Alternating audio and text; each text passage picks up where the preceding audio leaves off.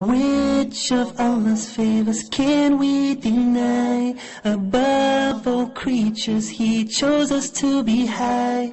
To Him we belong, to Him is our return.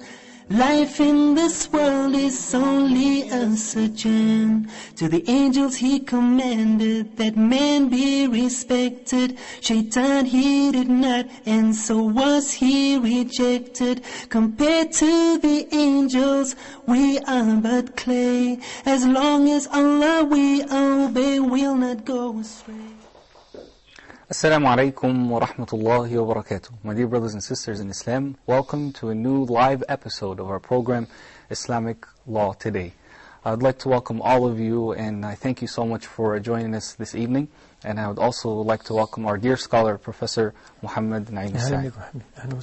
Jazakallah khairan. Professor Muhammad Naem Asaee is a professor of Islamic law at various American universities. He's also a permanent member of AMJA, the Assembly of Muslim Jurists of America. I'd like to begin today's episode by reading some of your comments that we received throughout the week. Sister Wafat says, MashaAllah, the program is very comprehensive and tackles new interesting topics. It gives us an informative, deep, new dimension in dealing with such subjects. It really works as an eye-opener. May Allah subhanahu wa ta'ala reward you, and please keep it up. Brother Yusuf is asking if there's a rerun for the show. Yes, brother, the time for the rerun is at 1 p.m. Mecca time on Sundays. So every Sunday, the day after the program airs live, at 1 p.m. Mecca time, there's a rerun for the program, inshallah. Sister Aya has some questions, but we'll keep them a little bit later in the show. But she also says, Assalamu alaikum wa rahmatullahi wa barakatuh. Jazakumullahu khairan for touching upon this topic. I guess it is getting increasingly interesting to Muslim nowadays. And obviously the topic that we've been talking about for the past couple of episodes is plastic surgery from an Islamic perspective. And we hope to wrap up this topic today, inshallah, in our discussion with Professor Muhammad Naem Asaee. So please do call us on our number, because it will be the last day that we'll be talking about the subject. You can give us a call live on this program during this hour at 002-0238-555, 248 or 249. You can also send us a comment on our Facebook page, facebook.com/Islamic Law Today, and we'd love to have your input and your questions so that Professor Muhammad Naem Asaee answers them throughout the show, inshallah. Professor Muhammad, today we would like to continue our discussion and talk about the issue of masculine features versus feminine features when it comes to plastic surgery. So, Bismillah ar-Rahman ar-Rahim, alhamdulillah rabbil alameen, wassalatu wassalamu ala Sayyidina Muhammad wa ala alihi wa sahbihi ajma'in. Allahumma ya Rabbana laka alhamdu kama yanbaghi li jalali wajhika wa azimi sultanik, subhanaka la nuhsi thana'an alayk, anta kama athnayta ala nafsik. اللهم علمنا ما ينفعنا وانفعنا بما علمتنا وزدنا من لدنك علما. اللهم اجعل أعمالنا وأقوالنا ونياتنا كلها خالصة لوجهك الكريم برحمتك يا أرحم الراحمين. ارفع الهم عنا وعن المهمومين، نفس الكرب عنا وعن المكروبين. اللهم فك أسر المأسورين وأحسن خلاص المسجونين. اللهم إنا نجعلك في نحور الظالمين. اللهم زلزل عروشهم وهز الأرض من تحتهم. أرنا فيهم ساعة يعز به أمر دينك ويعز به أهل طاعتك ويذل به أهل معصيتك. إنك على ما تشاء قدير وبالإجابة الجدير. آمين اللهم آمين. أما بعد. As we did talk about this issue last episode, Muslim scholars, by the mercy of Allah subhanahu wa ta'ala, they were so advanced in their thought, in their understanding, and the rules they have put long time ago about the topic of we are talking about today. And always we found that Islamic law is very advanced because the fundamental issues of this Islamic law, the general meanings of Islamic law is coming from Allah subhanahu wa ta'ala through His book subhanahu wa ta'ala, through His Messenger sallallahu alayhi wa sallam sayings, salawatullahi wa salamu alayhi. So no wonder if this deen is able to accommodate all these contemporary issues in our modern time. Very important issue we have to talk about regarding the plastic surgeries. If we did talk about difference between being these surgeries as a cure, as a medical treatment for a defect whether that defect was original defect, someone born with this defect, or something happened during the road of the life. Today we have to talk about a very important issue, which is Allah has created subhanahu wa ta'ala, as we said the other time, naturally, in a specific look, physically. We have nose, we have eyes, we have hand, we have fingers, and each one of us does have a specific number of this part of his body to form him as a human being body. And we said that if someone came to this life born with a defect, missing some of this part, because the will of Allah subhanahu wa ta'ala, it is obviously from Islamic law point of view to fix this problem and fix that defect. Or something happened later on. We did not talk maybe the last episode about someone to put, if he lost his leg, lost his maybe hand, lost his maybe nose, to put like a physical part of what he has lost in his life during war, during an artificial limb. Yes, artificial limb.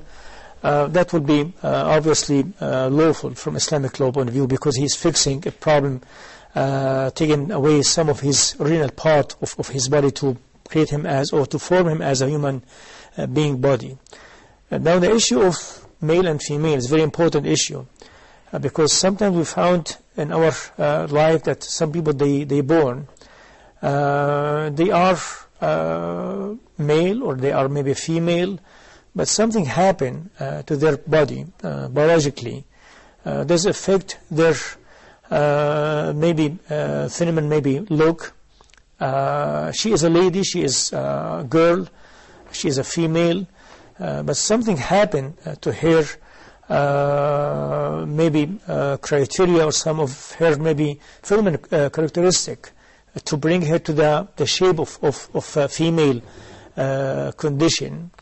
Like we know that every sex of this two part Allah has created subhanahu wa ta'ala does have a special and a specific criteria.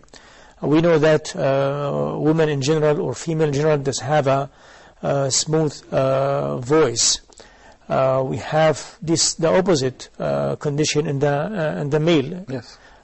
So if suppose someone born, he's a male, he has everything to indicate that he's a man, or maybe he's a boy, or he's maybe a young man, but his voice very close to the woman or lady voice, because of some defect in his throat, maybe some other thing, maybe some hormones he is missing, some short of his maybe male hormones. So in that case, he is subject of the medical treatment to fix that problem. The same thing for the lady, or for the girl, or the young maybe woman. If she has a very rush or harsh maybe voice, very close to the voice of men, or maybe boys, because of some defect biologically, we are able to fix that problem by having her to be under medical treatment. But sometimes the issue is more than that, is more complicated than like a voice, or maybe a look of this lady. Something does have to do with inside her body, biological part or limb of her body, some of maybe biological origin of her body. Like if that lady, she feels that she is very close inside her to the male section, not the female section. She looks like a woman, and no one can tell from just looking at her that she is not a lady. She is a lady, or she is maybe a young woman, or she is a girl.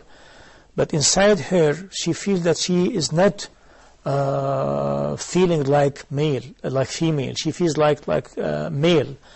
Even though she has the physical characteristics yes. All over her body of a female, yes. she feels Is that kind of something psychological, or? So in that case, we have to put her under medical test and exam and see what did cause to have that feelings. Sometimes, by experience, physicians they found out that they have some shortage of some hormones. They found that she has like double maybe part of her body, to indicate that the phenomenon may be part of the other part, the other section. And they found that they are able to fix this problem by treating her medically and biologically through some surgeries, some medicine, sometimes. So all this we put it under a medical problem. It is lawful from Islamic law point of view to be treated and to be fixed. Now we have a very hard or maybe complicated case where someone born with like female look, but he has some part in his body to indicate that he is not a male, he is a female. So he has a double part. He has a double indication. He is in between female and male phenomenon, or maybe muscular, the other section of the human being. In that case, is he allowed to choose which part, which section he wants to be? Because he has a double.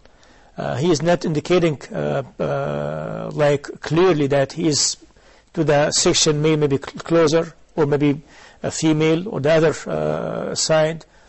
Is it up to him to decide he wants to be like male or female through like medical treatment and medical surgery?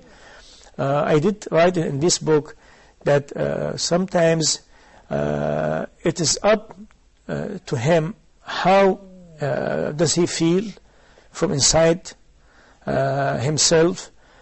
And sometimes it is regarding the social circumstances for his family, for his need, for other things maybe in the environment he lives in. So all these factors have to play a big factor in deciding which section he should be assigning to, or maybe to be fixed to be under that section. But this issue will bring us to the other important issue in our topic tonight, is the issue of homosexuality.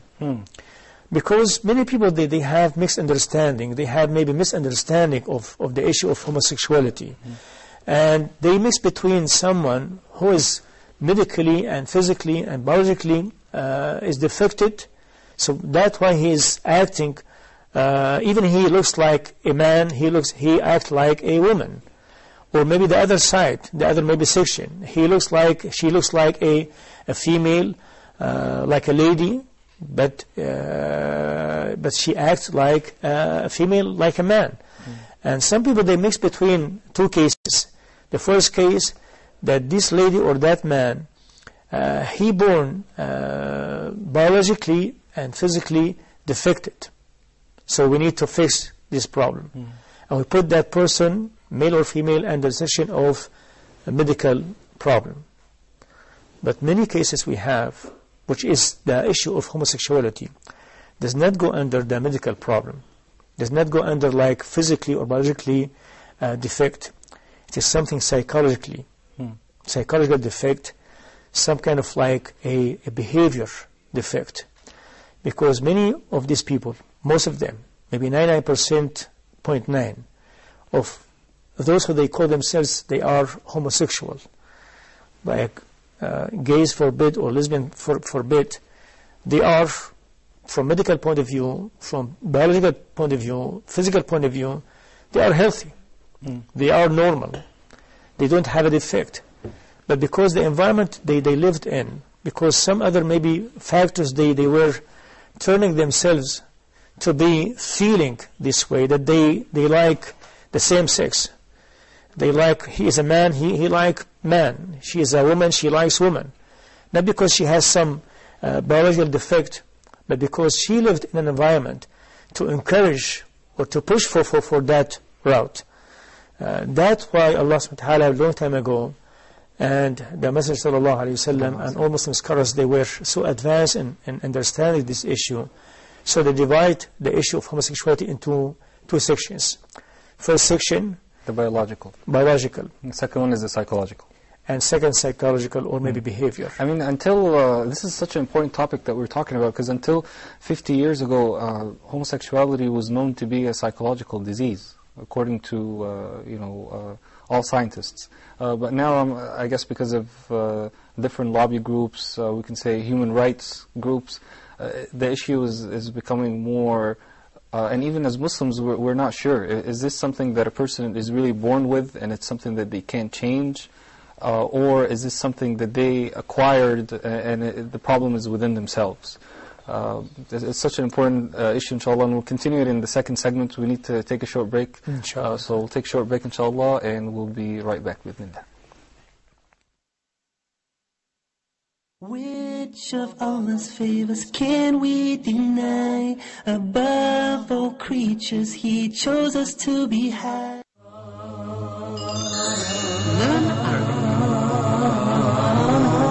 As everyone knows, today Arabic is considered as very important, very significant language. How can we produce the sound, the state of voicing, place of articulation, and manner of articulation? So in Arabic, the words which are written are pronounced. We will learn how to write and pronounce Arabic letters correctly in depth. Explanation, via board and presentation, with many other important factors. And we have today more than 300 million people speak Arabic language. Not only in the Middle East, but you can find a lot of people who speak Arabic language in Asia, Europe, North America, and in South America. What are you waiting for? Grab your notebook and pencil and stay tuned for Learn Arabic at Huda TV.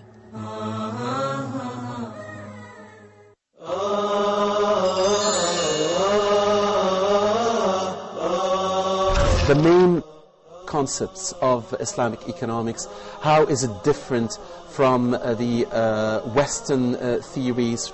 And the beauty about Islam is not that it just came as a religion to perfect the relationship of the servant of Allah with Allah, but also it came to perfect the relationship of the servant of Allah with others. The beauty about Islam, Islam comes and brings the interest of the public and the interest of the individual together. How is Islamic banking different from the traditional banking system? The concept of riba is that I lend you money, I give you a loan, in return that you give me back that loan with an extra at the top. The idea of the stock market itself is halal or haram. So these are the main conditions that the scholars put with regards of the share market.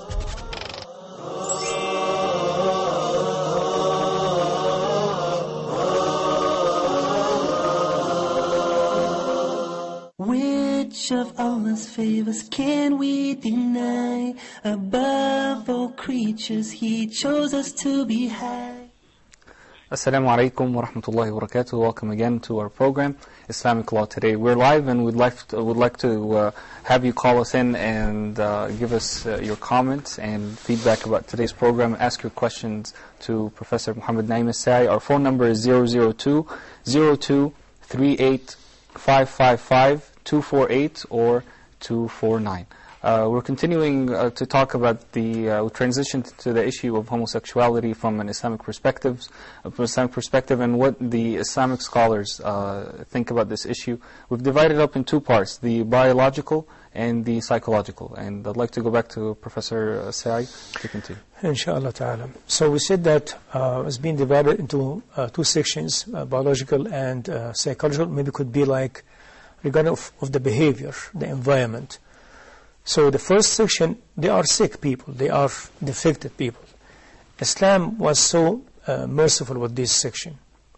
Muslim scholars, when they write about the rules of this section, they were so nice, so kind, because like any patient, like any ill person or maybe sick person or defected person, we have to be very kind to him and just offer him every kind of service, every kind of treatment is able to fix his problem. So these people, they cannot be put under the section of homosexuality. They are defected people.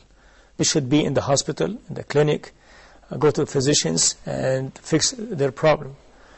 But the other section, which is the most maybe annoying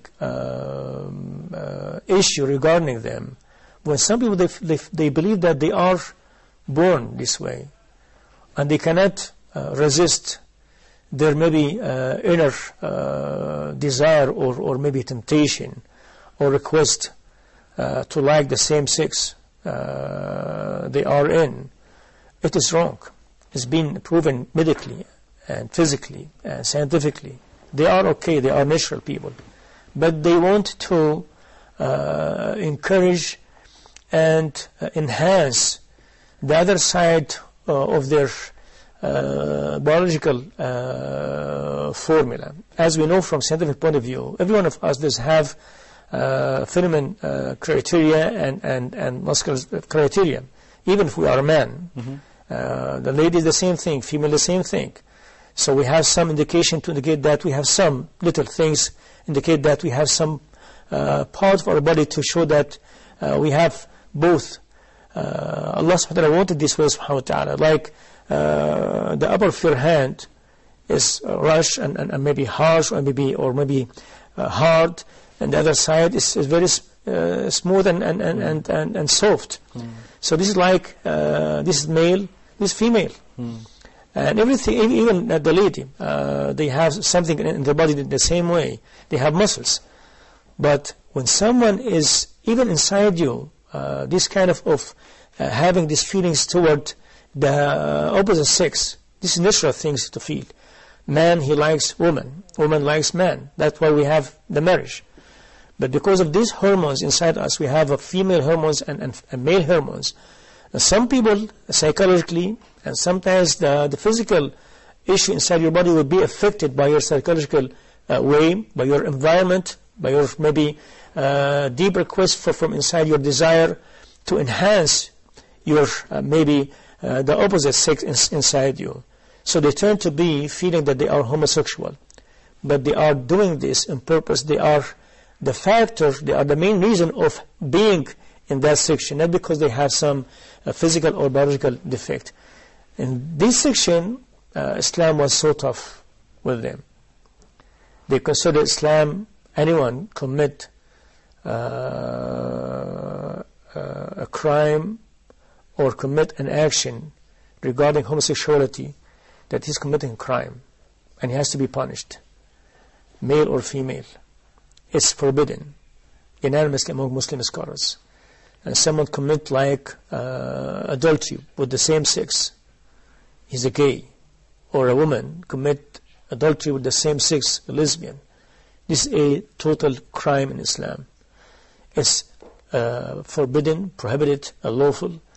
It's like a major sin, astaghfirullah al-azim. And they have a punishment from Islamic law point of view in the section of criminal section in Islamic law. Because these people, they are not medically defected. They are defecting themselves. And they are harming themselves, and they are harming the whole society. And this is the Islamic base, the Islamic rule. Anyone does harm himself and expose these harmful things to others, to hurt others and harm others, he has to be stopped. He has to be punished. To just keep his harmful things, actions or sayings or anything away from the society. Islam was so tough with these people, and Allah mentioned the punishment. Allah subhanahu wa ta'ala punished these people, the people of Lut, because of their homosexuality long time ago, because they were okay, they were not defected, they were naturally and physically they were normal, but they were defecting themselves because of the hidden desire they have inside themselves. They were enhancing the other maybe deep request from inside their body by purpose, intentionally. That's why Allah Ta'ala punished these people. That's why we have in Islamic law rules a very tough treatment to these people. Now, how such a person who feels this way to be treated, he's still in the beginning, he did not commit anything, but he feels this way. We have many way of treating, many methods to treat that person, but the first one, was the most important one, to order him, command him to live in a righteous environment, to live with the normal people, and to go to the mosque and read Qur'an Kareem and put himself and involve himself with the social activities does suit his sex, to try to bring him back to the original sex Allah subhanahu created him subhanahu wa ta'ala. But this is not our maybe major point in our program here tonight, but this is just by the side inshallah ta'ala. But just important issue here that these two sections have to be very clear inshallah ta'ala, the difference between the first section and the second section, and how Islam was so advanced in differentiating between the first one and the second one. That way we don't have this in our Muslim society. We started to have some of this, and may Allah subhanahu wa ta'ala forgive all of us because of this kind of mix or maybe transition between East and West, and all this maybe media was rushing our Muslim youth to maybe import many things from outside additionally to this issue. Inshallah. We have a question relating to plastic surgery. The sister says, plastic surgery that was mentioned at the end of last show, I understand that a woman with big breasts who has health problems because of breathing, like problems like breathing, backache, etc., that she can do surgery for that. But I do not understand why a woman with very small breasts, almost like a man's, as Professor Asaee said last week in the program, is allowed to do such a surgery. How far that can it be lawful if it's done for dunya purposes? For example, looking more feminine. No, the rule here, if this lady does not have the normal shape and size of female breast, and everyone from her sex, if she looks at her, they cannot notice that she has the same normal breast, very small, and it's like most likely very close to the men chest. In that case, she is allowed, it's lawful to have a surgery to bring her shape to the normal shape. But if someone does have a normal size, but she wants him to be like larger, to be more maybe attractive, even for her husband, it is unlawful, it is forbidden, prohibited. As long as she has a normal size, and who decides this? That was my question to you. Who decides what's normal? Expert, specialties, maybe her female members of her family, her mother can tell, her sister can tell, and this issue cannot be like a very complicated issue. They can tell if she has a normal size or does not have a normal size, and she is able at that time to put herself under medical treatment. But if she has a normal size, to say or suggest that she is a normal lady, normal maybe young woman or normal girl, in that case she is not allowed to make any kind of surgery to enlarge her breast for any purpose, even if that purpose was a demand from her husband. Okay. Barakallahu. We have another question from Sister Aya. She says, how far can we talk about someone who was born with an unusual physical trait in terms of defect? How does that particular word, the defect, how can it be used without touching upon our aqidah that Allah subhanahu wa ta'ala's creation is perfect? Yeah, because the physicians and scientists, they define the normal shape, the normal physical condition and shape. And Muslim scholars, they were so advanced before the physicians, they talk about this, they were defining what is the definition of a normal physical condition of a man or normal physical condition of a woman. Like an example, when they say that normally a lady or maybe a female, a girl or young woman, they should not have a beard. They should have her skin to be smooth and soft. If a lady, and this is happening, and it did happen, a lady, she has a problem that she has a lot of hair in her face. It's like almost like a man. This is like a defect. In that case, it is lawful for her to treat herself to take away this kind of defect, fix that defect by medical treatment. As I said, she has a voice was almost like a man, very rush and very harsh, because some biological defect. She's allowed to fix that defect. So the physical condition, or the normal condition, physical condition of a man or woman is very defined. It is not like something to be mixed, or to be like misunderstood. But who's deciding this?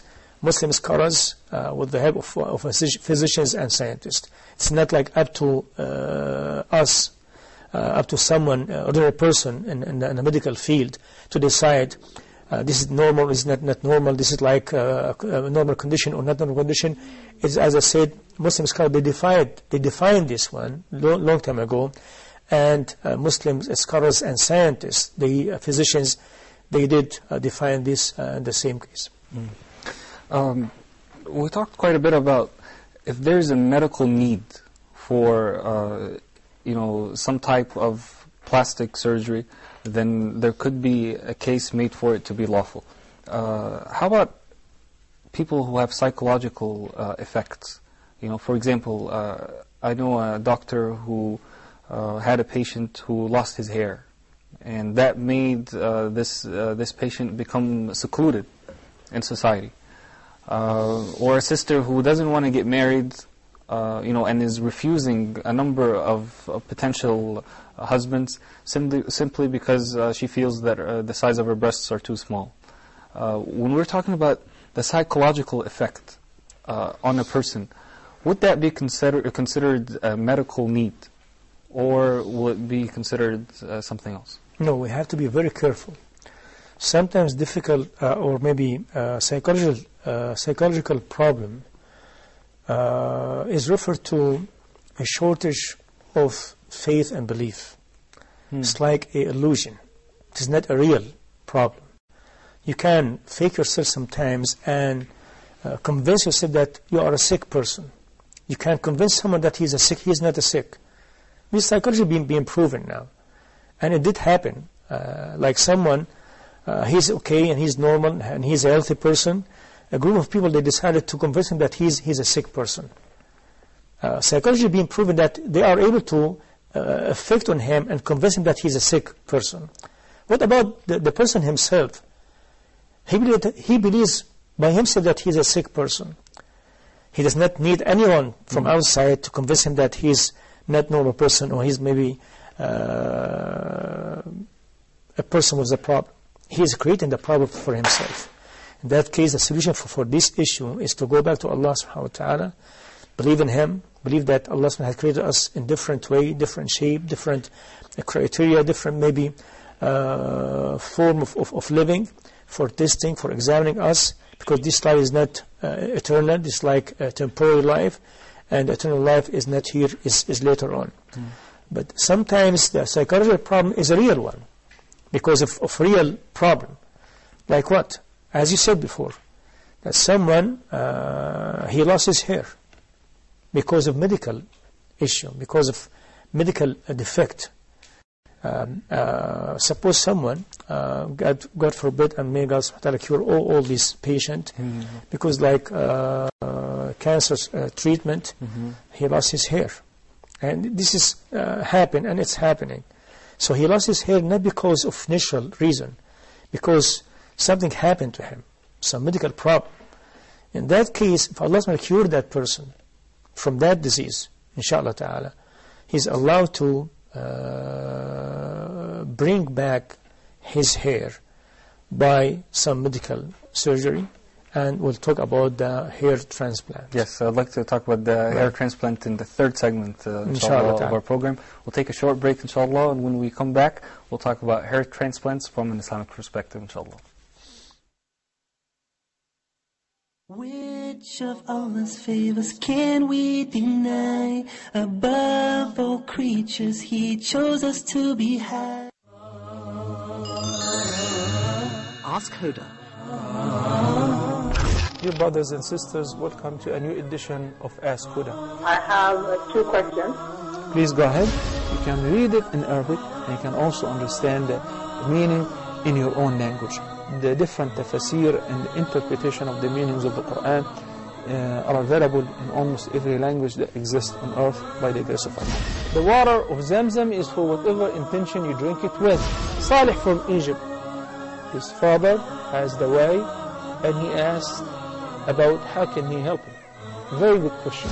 Can they give a zakat to any of the dawah centers?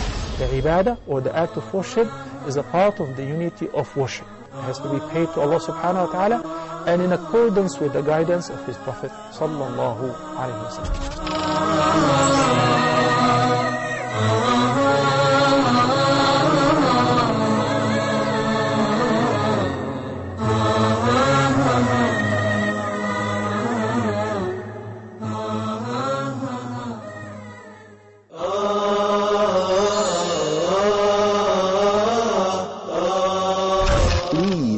Brothers and sisters, in particular brothers, husbands, divorce is the last resort. Even when I was given the topic, the art of divorce, I was thinking, why are we talking about a divorce? As they say in management, do you take serious decisions when you are angry? No one is taking a very serious decision in his life, maybe in his business, while you are angry. A divorce happening every 6 minutes. We are not talking about enjoying the divorce, but we are talking about certain steps to be followed in order to avoid divorce or minimize the possibility of divorce or minimize the consequences of divorce. Any divorce taking place have many ill effects. So we would like to minimize those ill effects.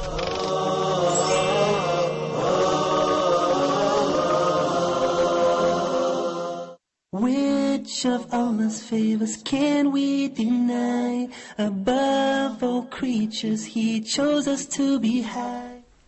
Assalamu alaikum wa rahmatullahi wa barakatuh. Welcome again to our program, Islamic Law Today. In this segment, we are talking about hair transplants from an Islamic perspective. And are all hair transplants created equal, or are there different types, and some of them are halal, some of them are haram? We'll go ahead and ask that to Dr. Muhammad Naem Asaee. Just before we forget, inshallah ta'ala, regarding the psychological issue, as we said, sometimes we have a real psychological problem. This issue is not limited to a physical problem or biological problem. Sometimes because of some social problem. A lady lived in a very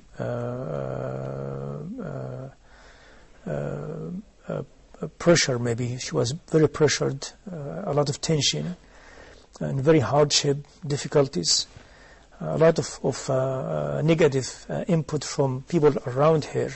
So they made her feel that she is not okay, especially for her physical shape.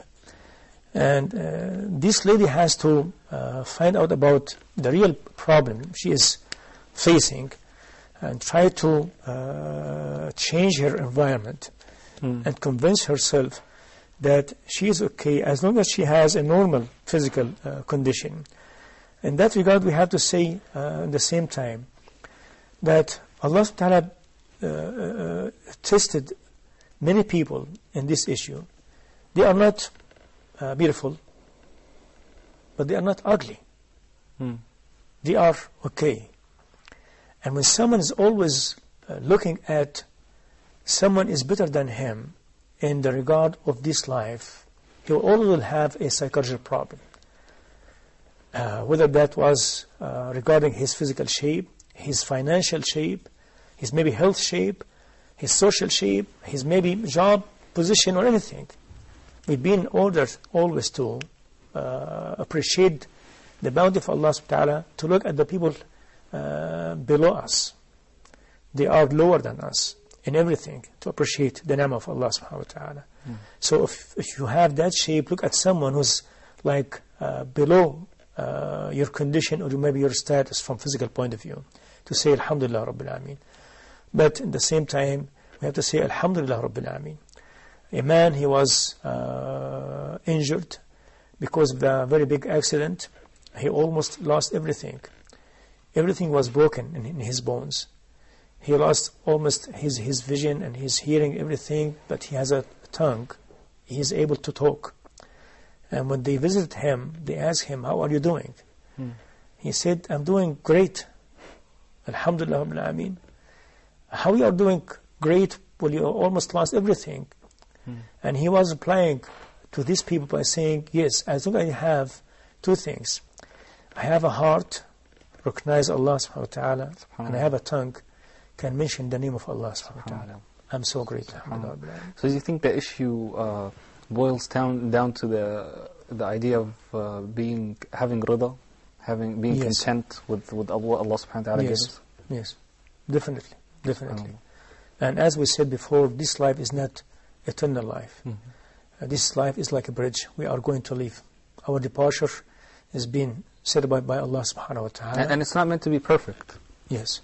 So even when it comes to a shape that Allah subhanahu wa ta'ala gave us, we don't need to be looking perfect in this dunya, because nothing in this dunya, as all of us know, is perfect. And for husband and wife, what does beautify the lady or the wife in the eyes of her husband? Her manners, her deen, her faith, her belief, her good treatment to her husband. Yes. That makes her the most beautiful person. That's what the Prophet said, alayhi salam. الدنيا متاع وخير متاع المرأة الصالحة. When you look at your wife, you are so pleased, not because she is the most beautiful lady in this world, because nothing to be called the most beautiful person in this world. It's like relatively being called this title or this name. But because she is so beautiful by her physical look in your eyes, because she is your wife. Yes. And always you have to believe in this. Because she's your halal also. Yes. Anything belong to you is the best. Right? And then because of her behavior, her manners, her deen, her prayer, her fasting, mashallah ta'ala, her dhikr to Allah, subhanahu wa ta'ala, she is the most beautiful person to you. And at the same time, you are the most beautiful, the most handsome maybe person to your wife. Because of this criteria, because of these characteristics, inshallah ta'ala. Not because of your physical shape. Now, going back to the issue of the hair transplant, we have to differentiate between two cases. First one, we call it the bald case. When someone is bald, Salah. He lost some of his hair gradually. He born with hair, mashallah ta'ala. When he is at the age of maybe 21, 23, 25, he starts to lose some of his hair to become bald. Bald, a person who has a hair and he has a very noticeable maybe hair loss, room in his head. So you could say that he's a bald man. I have a room in my head, the same thing. We can't see it from at least from this camera. But a bald person, he's a normal person. You cannot say that he's a defective person. That person, he cannot be under the decision of like medical problem, like physical problem. He's okay. He's a normal person, inshallah ta'ala. But the other case, when someone is losing his hair totally, completely, because of a disease or defect or any kind of cause, out of natural cause, he lost all his hair, that person is to be put under the medical section, and he could be put under medical treatment to bring back his hair.